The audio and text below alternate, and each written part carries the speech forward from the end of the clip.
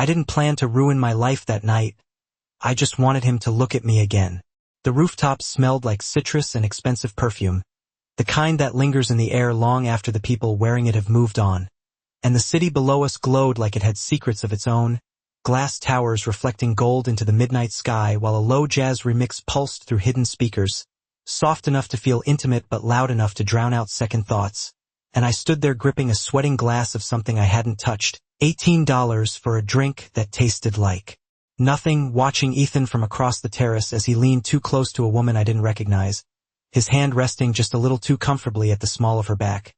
His head tilted the way it used to be when he listened to me, really listened, and I felt something inside my chest tighten, not sharp like pain but slow like pressure, like something collapsing inward without making a sound. And the worst part wasn't that he was with someone else, it was how easy it looked, how natural, like I had already been replaced and no one had bothered to tell me. And I realized then that I could walk over, I could make a scene, I could demand explanations or throw the drink in his face like every movie told me I should.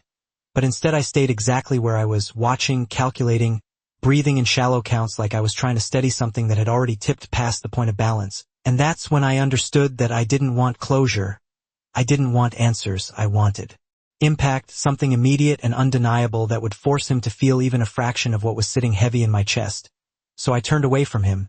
Not because I was strong, but because I was done pretending I wasn't hurt, and I scanned the rooftop slowly, deliberately, like I was selecting something off a menu, except what I was choosing wasn't safe, wasn't reasonable. It was just the first thing that felt like it might shift the air around me, and that's when I saw him, standing alone, near the edge of the terrace where the glass railing met the skyline, not holding a drink, not checking a phone, not talking to anyone, just still, completely still in a way that didn't match the rest of the room. Like everything else was moving around him instead of the other way around, his suit dark and precise, tailored in a way that made it clear it wasn't rented or borrowed, and there was something about the way people subtly avoided getting too close to him, not obvious, not dramatic, just a quiet adjustment in their paths like they instinctively knew where not to step, and I should have noticed that, should have read the room the way I usually do, but I didn't, or maybe I did and chose to ignore it because I needed this moment more than I needed to be careful, so I walked straight toward him. Each step steady even though my pulse was loud enough in my ears to feel like it might give me away. And when I stopped in front of him he looked at me, really looked, not the quick once-over I was used to from strangers but something slower, more deliberate, like he was taking in details I hadn't even realized I was showing, and for a second I almost lost my nerve, almost turned back to safety, to invisibility. But then I thought of Ethan's hand on someone else and I leaned just slightly closer. My voice quieter than I expected but steady enough to hold, and I said, "Kiss me. I want him to see it." And the words hung there between us, reckless and irreversible, and for a brief second nothing happened, just the city breathing below us and the music threading through the air. And I told myself that maybe he would laugh, maybe he would walk away, maybe this would dissolve into embarrassment and I could pretend it never happened. But he didn't laugh, he didn't move away. Instead his gaze sharpened in a way that made something in my stomach drop before I even understood why, and then his hand lifted, not hesitant, not rushed, but precise, fingers settling at my jaw like he had already decided exactly how this would go. And before I could rethink it, before I could step back, he pulled me in, and the moment his lips met mine I realized with a clarity that came too late that this wasn't a stranger I had chosen. This was something else entirely, something controlled and intentional and far more dangerous than a mistake should have been. And somewhere behind me I knew Ethan was watching. I knew this would get his attention. But suddenly that didn't feel like the point anymore, because the world around us had gone quieter in a way that didn't make sense, like the night itself was holding its breath, and I understood, too late, that I hadn't just made him jealous, I had stepped into something I didn't understand, and it was already too late to step back. The moment he let go of me,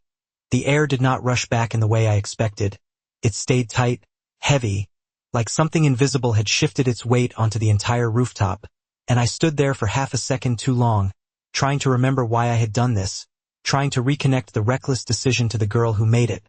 But that version of me already felt distant, like she belonged to a different night, and then I heard Ethan's voice cutting through the music, sharp and louder than it needed to be. "What are you doing, Lily?" And just hearing my name from him made something twist again, not because I cared about his anger, but because it suddenly felt small compared to the silence standing next to me, and I turned slightly, enough to see him pushing through the crowd. His expression caught somewhere between disbelief and humiliation, And for a brief second I thought this was the part where everything plays out predictably, where he demands an explanation and I throw one back. And we both pretend it matters, but that script never got a chance to start because before Ethan could even reach me, two men stepped into his path like they had always been there. Not aggressive, not loud, just present in a way that made movement around them feel optional instead of guaranteed. And Ethan stopped, not dramatically, not even consciously at first, just enough that the momentum broke, and I saw it then, the flicker of recognition in his eyes. The kind that does not come from surprise but from understanding exactly who you are standing in front of. And that was the first moment I realized this was no longer about making him jealous, because whatever this was, it was bigger than him, bigger than me, and I felt it in the way the conversations around us softened. Not completely stopping but shifting just enough to make space.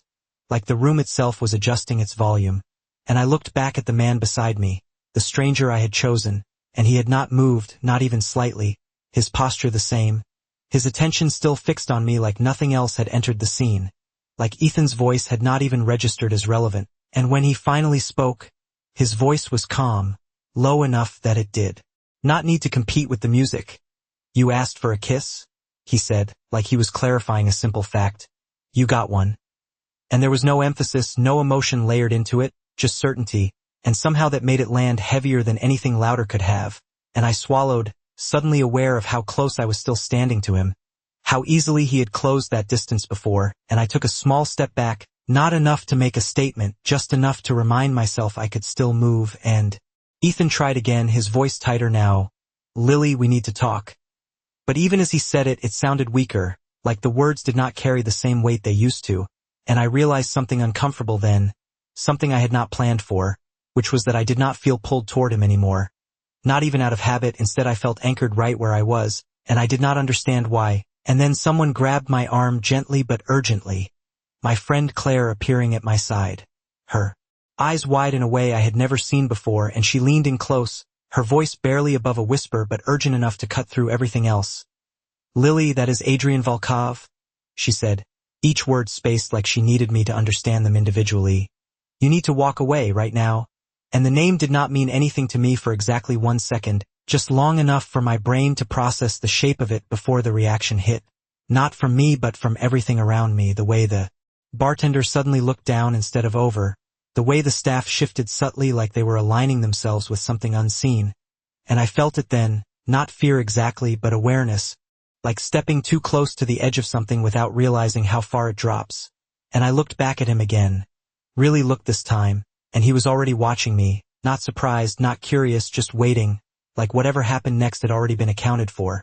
And in that moment I understood something I should have realized earlier, which was that I had not just chosen a stranger. I had stepped into someone else's world, and the worst part was that I could not tell if I was still allowed to leave it. Claire's grip tightened around my arm like she could physically pull me out of whatever this was. But my feet did not move, not because I could not, but because something about the way Adrian Volkov was looking at me made leaving feel less like a choice and more like a decision I had already passed. And I became painfully aware of how quiet everything had gotten, not silent but controlled, like the rooftop had lowered its voice out of respect for something I did not yet understand. And Claire leaned closer, her voice sharper now. "Lily, I am serious, you need to go." But I could not take my eyes off him, and that was the part that unsettled me the most, because I was not the kind of person who froze. I was the one who walked away first, the one who kept control by never letting anything get close enough to take it. And yet here I was, standing still in front of a man I had just met, feeling like the space between us was no longer neutral ground. And then he moved, not quickly, not dramatically, just one step forward, enough to close the distance I had created earlier. And I felt my breath catch without meaning to, and he said quietly, "You should decide." Like he was offering me something, not forcing it. But the weight behind the words made it clear that whatever I chose would matter in a way I could not undo. And I glanced past him toward Ethan, who was still standing a few feet away, blocked not by force but by something far more effective, uncertainty. And he looked different now, smaller somehow, like the version of him I had been angry at just minutes ago no longer carried the same importance, and that realization unsettled me even more than his betrayal had, because it meant the rules had already changed, and I did not know when it had happened. And I turned back to Adrian, my voice steadier than I felt. "This was just a mistake," I said, trying to reclaim something, anything, but the moment the words left my mouth I knew they sounded weak, not because they were untrue, but because they did not seem to apply here, and his expression did not change, not even slightly, but there was a shift in his gaze. Something sharper, more focused, like he was adjusting the way he was seeing me, and he replied, "Mistakes are usually small." A brief pause, just long enough to make me listen. "You walked across a room full of options and chose me?" And the way he said it made my stomach drop, not because of what it meant, but because of how certain he sounded, like the choice itself carried more weight than I had intended, and Claire let out a quiet breath beside me, like she was realizing at the same time I was that this was no longer something she could interrupt, and I felt the city wind brush lightly against my arms, cool against my skin, grounding and disorienting at the same time, and I forced myself to step back again, this time more deliberately, creating space not just physically but mentally, reminding myself that I could still leave, that I was still in control of my own movement, and for a second I thought that would be enough, that I could walk away from this moment and let it dissolve into something I would never fully explain. But then Adrian turned slightly toward the exit, not looking at me, not gesturing directly, just shifting his attention in a way that made the path forward feel suddenly clear, like the decision had already been made and I was just catching up to it, and he said, "Come with me." Not as a command, not even as a request, just a statement placed carefully into the space between us, and I hesitated, my mind racing through every reason I should say no, every instinct telling me to stay where I was, to return to something familiar no matter how broken it felt, but none of those reasons held the same weight as the quiet certainty in his voice, and I realized, with a clarity that made my chest tighten, that walking away would not return things to normal. It would only leave me wondering what I had just stepped out of, and that uncertainty felt heavier than the risk standing in front of me. So before I could overthink it, before I could pull myself back into the version of my life that no longer fit, I moved, one step forward, then another, falling into place beside him without fully understanding why, and as we walked toward the exit, I felt it again, that shift in the air, the way people subtly moved aside without being asked, the way the night itself seemed to make room, and I did not look back at Ethan, not because I was strong, but because I knew, without needing to confirm it, that whatever I had just started was not something I could undo by turning around. The elevator doors closed behind us with a soft, final sound that felt louder than it should have, like a line being drawn somewhere I could not see, and for the first time since I stepped away from the rooftop, I realized there was no audience here, no music, no city noise bleeding through the glass, just silence and the faint hum of movement as we descended, and I became acutely aware of the space between us, not large, not small, just enough to remind me that I had chosen to be here, and I folded my arms loosely, more for grounding than defense, my pulse still uneven from everything that had just happened, and I finally spoke, because silence felt more dangerous than words. "Where are we going?" I asked, my voice steady but quieter than I expected, and he did not look at me immediately, his gaze fixed forward like the answer was already obvious. "Somewhere quieter," he said, and that was it. No explanation, no elaboration, just a statement that somehow carried enough weight to close the conversation before it could begin, and I let out a slow breath, watching the floor numbers shift downward, trying to anchor myself in something simple, something measurable, but nothing about this felt simple anymore. And when the doors opened again, the night air met us, cooler now, sharper against my skin, carrying the distant sounds of Manhattan traffic, horns and engines blending into a familiar rhythm that should have felt reassuring but did not, and I followed him outside, not because he told me to, but because stopping now felt more unnatural than continuing, and that realization unsettled me more than anything else. And then I saw the car, a black SUV parked at the curb like it had been waiting the entire time, engine running, lights low, and the driver stepped out just enough to open the back door without saying a word, and I hesitated, just for a second, my instincts catching up to me, reminding me that getting into a car with a man I did not know was not something I did, not something I had ever done, and I turned to him, searching for something in his expression that would make this make sense, some hint of reassurance or even pressure, but there was nothing, just the same calm, controlled presence, like the decision was entirely mine, and that made it harder, not easier, because if he had forced it, if he had pushed, I could have resisted, I could have walked away and blamed him for it. But this was different. This was me standing at the edge of something and choosing whether to step forward, and I realized then that I had already crossed too many lines to pretend I had not. So I moved, sliding into the seat, the leather cool beneath my hands, the door closing softly behind me with a sound that felt final in a way I could not explain, and he followed, taking the seat beside me, not too close, not distant, just present. And as the car pulled away from the curb, the city began to blur past the tinted windows, lights stretching into streaks of gold and white, and I watched them for a moment, trying to steady my thoughts, trying to piece together how I had gone from standing on a rooftop trying to prove a point to sitting in a car with a man whose name carried weight I did not fully understand. And then he spoke again, his voice cutting through the quiet without raising it. "You are thinking about leaving," he said, not a question, and I turned toward him, surprised, not by the statement itself but by how accurate it was, and I let out a small breath. "I am thinking about a lot of things," I replied, and there was a brief pause, just enough for the words to settle, and then he nodded slightly, like that was the answer he expected. "Good," he said, and I frowned slightly. "Why is that good?" I asked, and this time he looked at me fully, his gaze steady in a way that made it hard to look away. "Because people who do not think," he said calmly, "usually regret it later," and something about the way he said it made my chest tighten.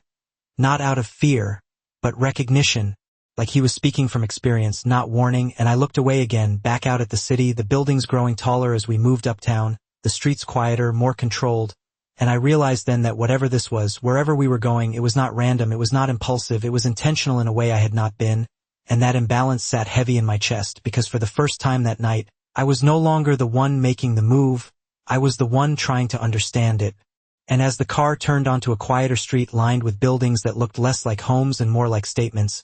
I felt it again, that shift in awareness, the sense that I had stepped into something structured, something deliberate, and I had no idea yet what role I had just agreed to play. The car slowed before I realized we had stopped, the motion so smooth it felt less like arriving and more like being absorbed into something already waiting. And when I looked up, the building in front of us did not announce itself with flashing lights or grand entrances. It stood quiet and precise on the Upper East Side,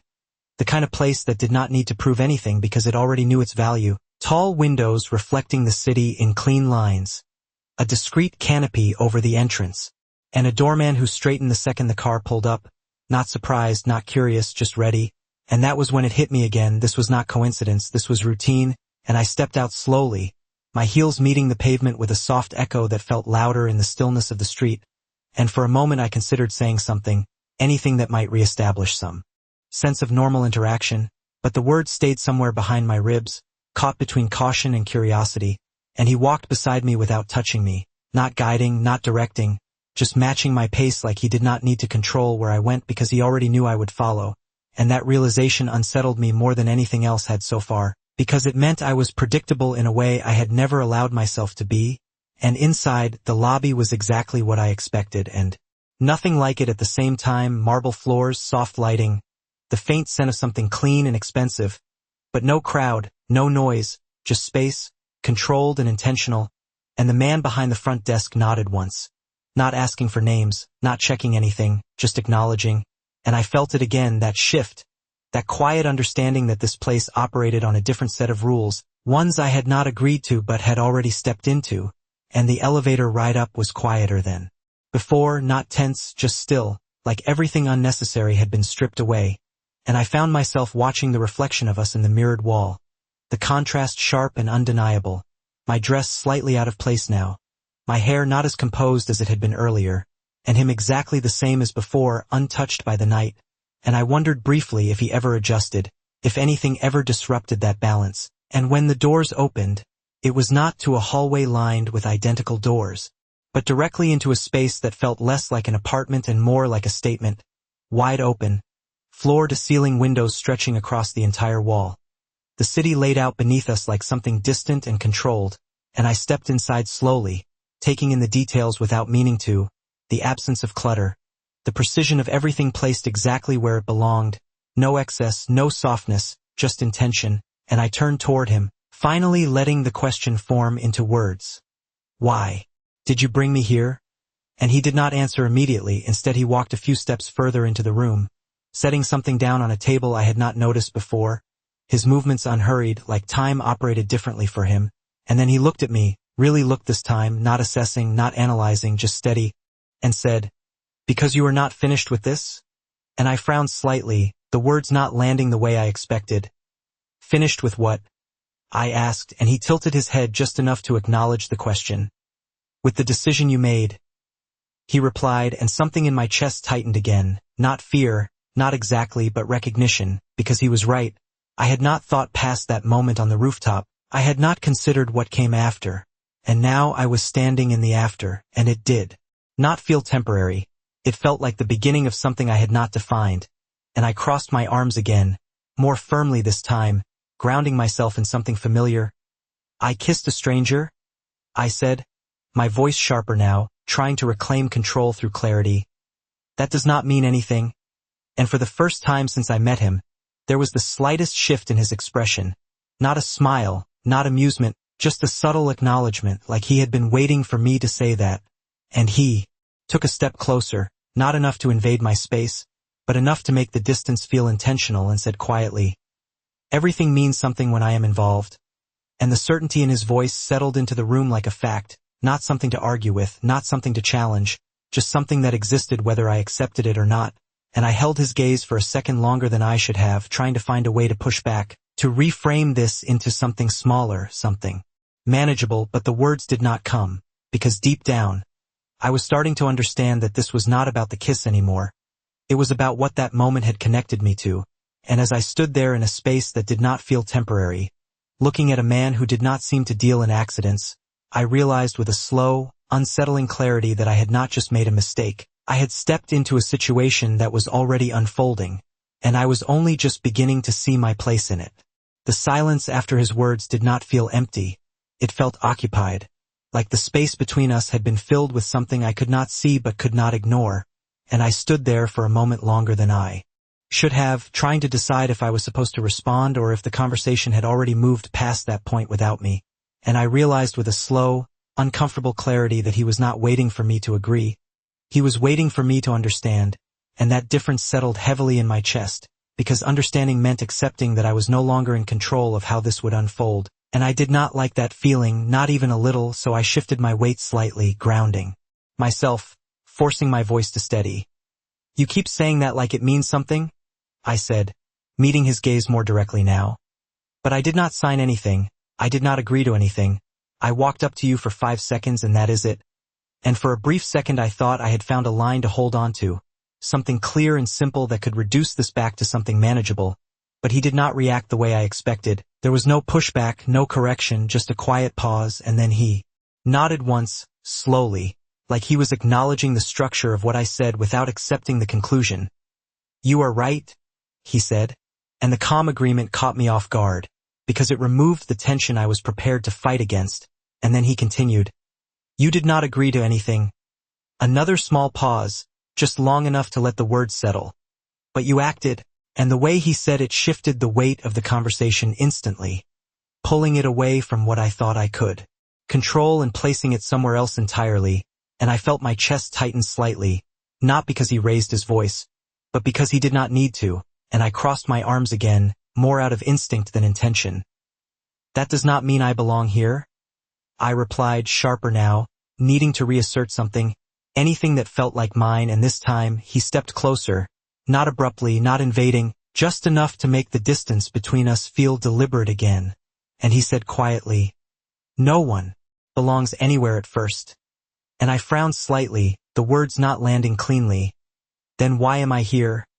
I asked, and this time he did not answer immediately, his gaze shifting briefly past me, toward the window where the city stretched out below, like something distant and contained, and then back to me, and there was something different in his expression now, not softer, but more focused, like he had decided how much of the truth I was allowed to see. Because someone else already put you in motion, he said, and the words hit differently, not heavy in the same way as before, but sharper, more precise, like they were pointing at something I had not yet noticed, and I felt a small, immediate resistance rise in me. I chose to be there. Tonight, I said, my voice firmer now. No one put me anywhere. And for the first time since I had met him, there was the faintest hint of something in his eyes that could have been considered a reaction. Not surprise, not disagreement, just acknowledgement that I was missing something, and he took a slow breath, like he was deciding whether or not to continue, and then he walked past me, not dismissing me, but shifting the angle of the conversation entirely, and he picked up his phone from the table, his movements controlled and unhurried, and when he turned back toward me, there was something different in the air, something that felt less like speculation and more like confirmation. And he held the phone out just enough for me to see the screen, not pushing it toward me, just offering the view, and I stepped closer before I realized I was moving, my attention drawn to the image without permission, and what I saw made something in my chest drop in a way I could not immediately explain, because it was me, earlier that night, standing near the bar, my posture familiar, my expression unreadable from that angle, but unmistakably me, and the photo was not taken from across the room, not casually, it was taken with intention, framed too cleanly to be accidental, and I felt my breath catch slightly. "What is that?" I asked, even though I already knew the answer would not be simple, and he watched me carefully, not studying my reaction, just observing it, and said, "That is why you are here." And the words settled into the room with a different kind of weight, not controlling, not possessive, just undeniable, and I looked at the image again, then back at him, my thoughts racing faster now, trying to connect something that did not yet make sense, and I realized with a slow, rising clarity that the night had not started on that rooftop. Not really, something had been in motion before I even arrived, and whatever I had stepped into was not random, it was already unfolding, and I had just walked directly into the center of it without even knowing it. For a second I could not look away from the screen, like if I stared at it long enough the image would explain itself, would shift into something harmless or coincidental, but it did not. It stayed exactly the same, precise, intentional, and unmistakably focused on me, and I felt something tighten in my chest that had nothing to do with fear and everything to do with awareness, because this was no longer about a bad decision or a reckless moment. This was evidence of something that had already started before I even knew I was part of it, and I lifted my gaze slowly, meeting his eyes again, searching for something that would make this smaller, something that would reduce it to a misunderstanding. But there was nothing in his expression that suggested doubt, only certainty, and that made it worse. "Who took that?"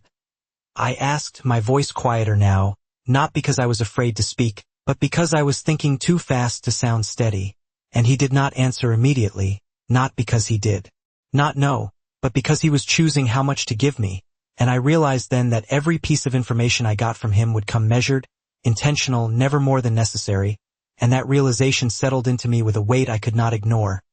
"Someone who was not supposed to," he said finally, and the answer was vague but not dismissive, like he was pointing me in a direction without giving me the map, and I frowned slightly, stepping closer to look at the screen again, noticing details I had missed at first, the angle, the timing, the way it was taken before I even walked toward him, before anything had happened, and that was when it clicked, not fully, but enough to shift something inside me. "They were watching me?" I said, more to myself than to him, and the words felt strange out loud, like they belonged in someone else's story, not mine, but the image in front of me did not leave room for denial, and I felt a flicker of something sharper now, not confusion, not fear, something closer to anger, because I had not agreed to this. I had not even been aware of it, and yet somehow I had been placed into it, and I straightened slightly, turning back toward him, my voice firmer now. "Why?" I asked, not just asking what was happening, but why I was involved at all, and this time he did not look away, did not pause, just held my gaze with the same steady focus. "That is what I am finding out," he said, and there was no hesitation in his voice, no uncertainty, just a clear statement that this was already in motion, and I let out a slow breath, processing that, because it meant he did not have all the answers either, and that should have made me feel better, but it did not. It made the situation feel larger, less contained, and I glanced back at the window briefly, the city still stretched out below, unchanged, unaware, and I felt the disconnect more sharply now, how something could be happening here in this quiet, controlled space, while everything outside continued like nothing had shifted, and I crossed my arms again, more out of instinct than defense. "So what, I just stay here until you figure it out?" I said, the edge in my voice returning, because standing still was not something I did well, and he studied me for a moment, not judging, not dismissing, just observing, and then he said, "You can leave," and the simplicity of it caught me off guard because it removed the resistance I had been building, and I blinked slightly, not expecting that answer. "Just like that?" I asked, and he nodded once. "Just like that," he replied, and I hesitated, the option sitting in front of me now, clear and uncomplicated, and for a moment I thought that would be enough, that I could walk out, go back to my apartment in Brooklyn, wake up tomorrow and convince myself this had all been a strange, disconnected night. But the image on the phone was still there, the knowledge that someone had been watching me before any of this started. And that did not disappear just because I walked away, and I felt it settle in my chest, that quiet understanding that leaving would not end this. It would only remove me from the one place where I might actually understand it. And I looked back at him again, more carefully this time, noticing the stillness in the way he stood, the absence of urgency, the control, and I realized that whatever this was, he was not reacting to it, he was managing it, and that difference mattered more than I wanted it to. And I let out a small breath, not a decision, not yet, just acknowledgement, and I said quietly, "If I leave, they still know where I am."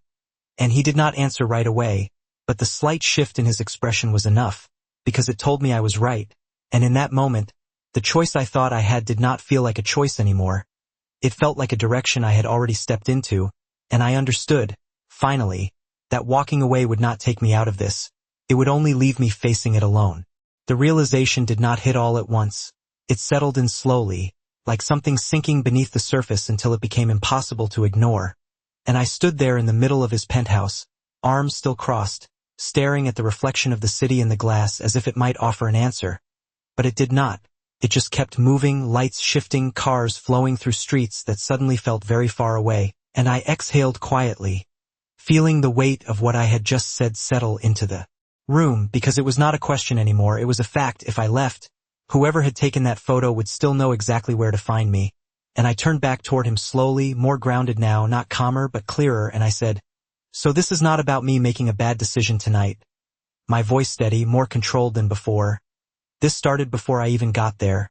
And he watched me for a moment, not interrupting, not correcting, just letting the thought finish forming, and then he nodded once, confirming what I had already begun to understand. And that confirmation changed something inside me, not dramatically, not all at once, but enough to shift the way I was standing, the way I was thinking, because now this was not just something happening around me, it was something involving me, and I stepped away from the window, closing some of the distance between us on my own this time. Not because he pulled me, but because I needed to be closer to the center of whatever this was. "Then tell me what you think," I said, and there was no hesitation in my voice now, no uncertainty, just a direct request, because if I was already in this, I was not going to stay on the edge of it. And for a brief second, something changed in his expression, not approval, not surprise, just recognition, like he had been waiting to see if I would reach this point on my own. And he walked toward the table again, setting the phone down without looking at it, like the image had already served its purpose, and he said, "You were observed before contact."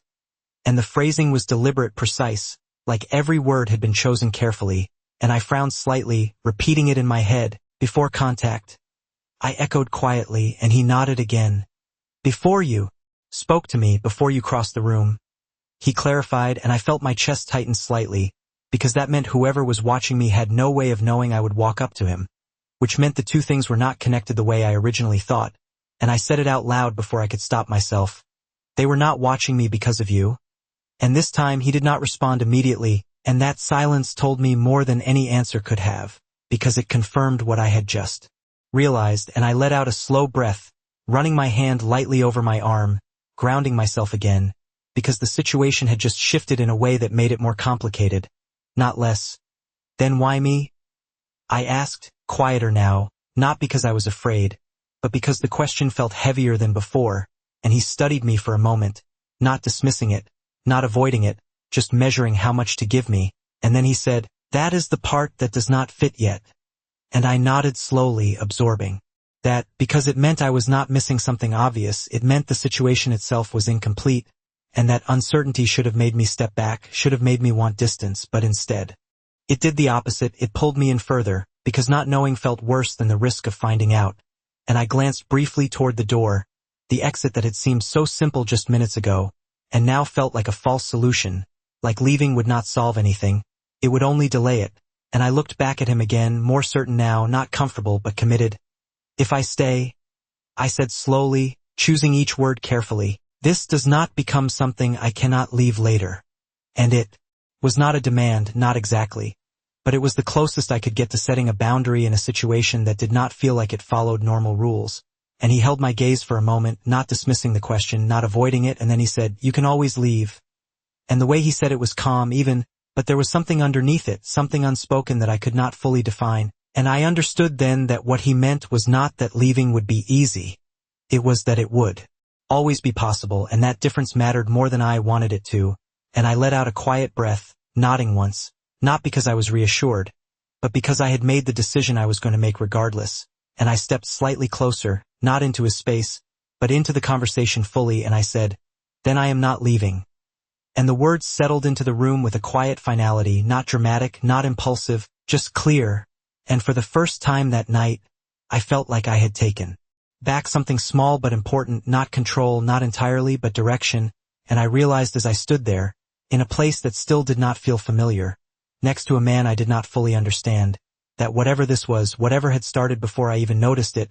I was no longer just reacting to it, I was stepping into it on purpose. The moment I said it out loud, something shifted, not in the room, not in him, but in me, like a line had been drawn that I could not step back across without meaning to, and for the first time that night, the uncertainty did not feel like something pressing in on me, it felt like something I had chosen to walk toward, and that difference steadied my breathing just enough for me to think clearly again. And he watched me for a second longer, not reacting, not questioning, just acknowledging the decision in a way that made it feel real without needing to confirm it. And then he turned slightly, moving toward the far side of the room where a long, low table held nothing but a single glass and a folded piece of paper I had not noticed before, and I followed without being asked, not because I trusted him, but because standing still no longer made sense, and as I stepped closer, I realized the paper was not random, it was placed too carefully, aligned too precisely with the edge of the table, and he picked it up, unfolding it with the same measured control he applied to everything else, and when he handed it to me, I hesitated for half a second before taking it, the weight of it heavier than it should have been for something so simple, and I looked down, my eyes scanning the page. Slowly, and what I saw made my chest tighten again, not sharply but steadily, because it was not just my name written there, it was my schedule, my cafe shifts in Soho, my class times at the design studio on Mercer Street, even the subway line I usually took home to Brooklyn, all of it laid out in clean, typed lines like something organized, something studied, and I felt my fingers tighten slightly around the edges of the paper. "This is not random,"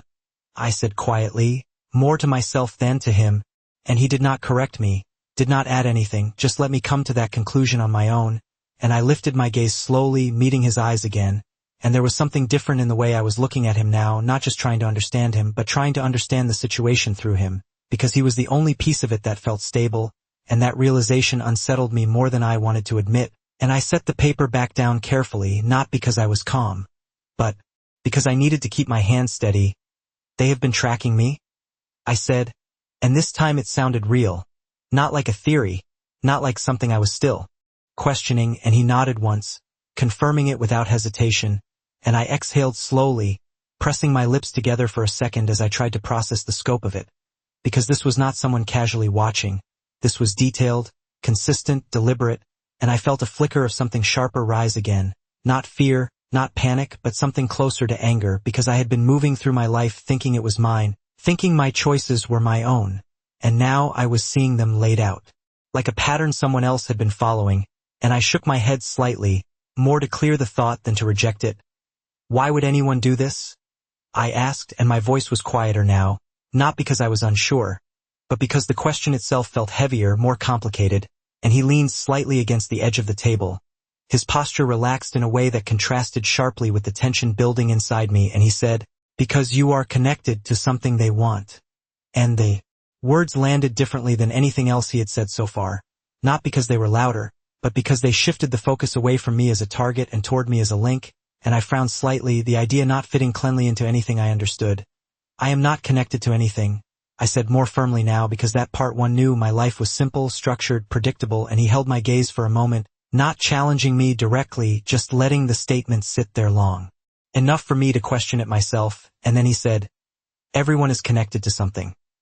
And there was no emphasis, no pressure, just a quiet certainty that made the words harder to dismiss than I wanted them to be, and I felt my thoughts start to shift again, retracing my steps, my routines, the people I interacted with, searching for something that stood out, something that did not belong, and for a moment nothing came, just the familiar pattern of my life, until a small detail surfaced. Not dramatic, not obvious, just something I had not paid attention to before, and I went still for half a second, my mind catching on it before I fully understood why, and I looked back at him slowly, the realization not complete but forming. What if it is not about me? I said quietly, and the moment the words left my mouth, I knew I was closer to the truth than I had been all night, and he did not answer right away, but the slight shift in his gaze told me everything I needed to know, because for the first time, it was not just me trying to understand what was happening. It was both of us looking at the same question from opposite sides, and that meant whatever this was, it was bigger than I had thought, and I was already deeper in it than I had planned to be. The thought settled between us like something fragile but undeniable, and I felt it expand the more I looked at it. The idea that this was not about me directly, that I was not the center of whatever had started unfolding, but a path, a connection, a way in, and I turned slightly, pacing once across the polished floor without realizing I was moving, my mind retracing everything from the past few weeks, not just tonight, not just the rooftop, but the smaller details I had ignored because they felt too insignificant to matter, and suddenly they did, all of them. The unfamiliar number that had called me twice and never left a message. The man who had stood too long outside the cafe window last Tuesday without ordering anything. The feeling of being watched on the subway that I had brushed off as imagination, and I stopped, my breath catching slightly as those pieces began to align in a way I did not like, and I turned back toward him, more focused now. If it is not about me, I said, slowly, then it is about someone I am close to. And the moment the words left my mouth, one name surfaced immediately, not because I chose it, but because it was the only one that made sense. And I felt a tightening in my chest that had nothing to do with fear and everything to do with realization. Ethan? I said quietly, and the name felt different now, heavier, stripped of everything I thought I knew about him, and Adrian did not react outwardly. But there was a subtle shift in his attention, like the conversation had just moved into a direction he had already considered, and I stepped closer again, my thoughts moving faster now, connecting pieces I had not allowed myself to question before. He knew I would be there tonight? I continued, my voice gaining clarity with each word. He was the one who suggested that place, he insisted on it. And I shook my head slightly, more at myself than anything else, because I had not questioned it at the time. I had trusted it, trusted him, and now that trust felt misplaced in a way I could not ignore, and Adrian watched me carefully, not interrupting, not guiding, just letting me reach the conclusion on my own, and I felt it settle fully this time. Not as a theory, not as a possibility, but as something real, something undeniable. They were not watching me because of me. I said again, firmer now. They were watching me because of him. And the room felt different after that, not heavier but sharper, like everything had shifted into focus, and for the first time that night, I felt like I understood something instead of just reacting to it, and I exhaled slowly, pressing my lips together as I processed the implication of that, because it meant Ethan was not just a distraction. Not just someone who had hurt me, he was part of something I had not seen, something that had been moving around me without my awareness, and I looked at Adrian again, more directly this time. You already knew that? I said, not accusing, just stating it, and he held my gaze for a moment before responding. I considered it, he said calmly, and the phrasing mattered because it meant he had not assumed, he had evaluated, and that difference made me trust the conclusion more, not less. And I nodded slightly, accepting that, even if I did not like it, and I felt a flicker of something else rise beneath everything else, something steadier, more grounded, not anger, not fear, something closer to determination, because now this was not just something happening around me, it was something I could trace, something I could follow, and that gave me something I had not had before, direction, and I glanced briefly toward the table where the paper still lay, my schedule laid out in clean lines like a map someone else had been using. And I realized that map did not start with me, it passed through me, and I turned back toward him, my voice quieter now, but more certain than it had been all night. If they are watching him through me, I said, then whatever this is, it is already bigger than I thought. And he nodded once, confirming it without needing to elaborate, and I felt the weight of that settle into me, not overwhelming, but steady, like something I would have to carry whether I wanted to or not. And for a moment I thought about the rooftop again, the simple, reckless decision that had brought me here, and how small it felt now compared to everything that had followed. And I realized with a clarity that felt almost surreal that the night had not changed my life because of that moment. It had revealed something that had already been in motion, something I had been standing inside without even knowing it, and now that I could see it, I could not unsee it, and as I stood there, in a place that still did not feel like mine, looking at a man who seemed to understand the structure of it better than I did, I understood one thing with certainty: this was no longer about what I had done, it was about what I was going to do next. The question did not come out immediately, it formed slowly, like something that had to pass through everything I thought I knew before it could exist, and I stood there for a moment, looking at him but not really seeing him, my mind still moving through the realization that Ethan was not just a part of my life, he was a part of this, and that meant every memory, every conversation, every detail I had trusted was now something I had to reconsider, and I felt that shift deep in my chest, not sharp, not overwhelming, just steady and undeniable. And when I finally spoke, my voice was quieter than before but far more precise. "If this is about him," I said, "then you already know more than you are telling me." And it was not an accusation, not exactly, but it was close, because I could feel it in the way he spoke, in the way he chose his words, in the way he revealed things just enough for me to follow but never enough for me to lead. And he did not deny it, he did not correct me, he simply held my gaze, and that silence confirmed more than any answer could have, and I took a small breath, steadying myself, because if I was going to stay in this, I needed more than fragments, I needed clarity. "Then tell me," I said more firmly now, "what is he involved in?" And for the first time since I had met him, there was a pause that felt different, not measured, not controlled, but deliberate in a way that suggested the answer mattered, not just for me but for everything that followed. And he turned slightly, walking a few steps toward the window again, his hands resting lightly at his sides, his posture unchanged, but his focus shifting outward for just a moment before returning to me, and then he said, "He is connected to people who move things that are not meant to be seen." And the phrasing was careful, indirect, but clear enough to understand, and I felt my stomach tighten slightly, not out of shock, but recognition, because it fit in a way I did not want it to. It aligned with the things I had ignored, the late nights he could not explain, the calls he would step away to take, the way he had become more distracted, more distant over the past few months, and I swallowed, my thoughts catching up to a reality I had not allowed myself to consider before. "And they are using me to get to him?" I said, and this time it was not a question, it was a conclusion, and he nodded once, confirming it without hesitation, and I let out a slow breath, pressing my hand lightly against the edge of the table as I grounded myself, because everything felt slightly off balance now, not spinning, not chaotic, just shifted enough that I could not stand in the same place I had before, and I looked at him again more directly now. "So what happens next?" I asked, and this time the question was not reactive, it was intentional, because I was no longer just trying to understand what had already happened. I was trying to understand what I was stepping into, and he studied me for a moment, longer than before, not evaluating, not testing, just observing, like he was measuring whether I understood the weight of what I was asking. And then he said, "That depends on whether you want to stay part of it."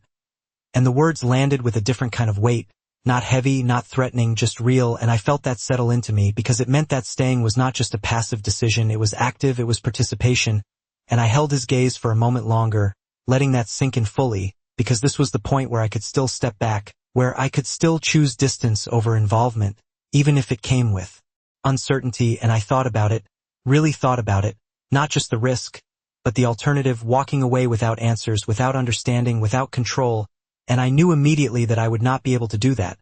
not after seeing what I had seen, not after realizing what I had realized, and I straightened slightly, my voice steady again, not louder but clearer. "I am already part of it," I said, and this time there was no hesitation, no doubt, just acceptance, and something shifted again, not in him, not in the room, but in the direction of the conversation, because now we were not talking about what had happened, we were talking about what we were going to do about it. And for the first time that night, I felt something that resembled control return, not because I understood everything, but because I had chosen to face it instead of avoid it, and that choice mattered more than anything else. The words lingered in the space between us longer than anything else that had been said that night, not because they were louder or more dramatic, but because they carried weight I could not shift once I accepted them, and I felt that acceptance settle into me fully now, not as a reaction, not as something forced, but as something chosen. And he watched me for a moment, longer than before, like he was confirming that I understood exactly what I had just committed to, and then he nodded once, small but deliberate, like a decision had been acknowledged on both sides, and the atmosphere shifted again, not heavier, not lighter, just more defined, like the uncertainty had narrowed into something we could actually move through, and he stepped away from the table, reaching for his phone again, his movements as controlled as ever, and I stayed. Where I was, not frozen, not hesitant, just still enough to take in what was about to happen next, and when he spoke, his tone had not changed, but the direction had. "Then we stop reacting," he said, and I felt something in those words, something steady, something intentional. "We move first," and I frowned slightly, not in confusion, but in focus, because this was no longer about understanding the situation, it was about stepping into it, and I crossed my arms loosely, grounding myself again. "How?" I asked, and he turned toward me, his gaze sharp but not overwhelming, just clear. "You go back," he said, and the simplicity of it caught me off guard, because it sounded too easy for something that was not, and I tilted my head slightly. "Back where?" I asked, even though I already knew the answer before he said it. "To him," he replied, and the words settled into the room like something unavoidable, and I felt my chest tighten slightly, not from fear, but from the weight of what that meant, because going back meant stepping into something I now understood was not what it appeared to be. It meant standing in front of Ethan not as the person I had been, but as someone who knew, someone who saw through the surface, and that changed everything, and I exhaled slowly, letting that sink in before I responded. "And what exactly am I supposed to do?"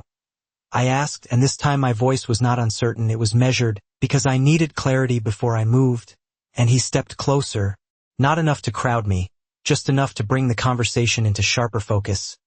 "You do what you have always done," he said, and I frowned slightly, the answer not landing clearly at first. "Which is?" I pressed, and there was the faintest shift in his expression, not amusement, not quite, but something close to it. "You pay attention,"